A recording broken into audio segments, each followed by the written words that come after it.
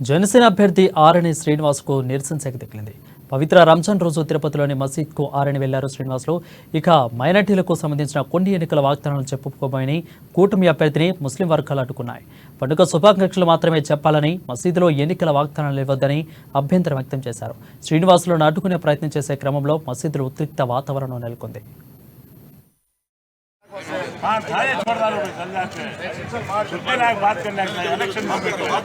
మసీదులో నమాజ్ చేసుకుంటూ ఈరోజు ముగింపు రోజున రంజాన్ శుభవేళ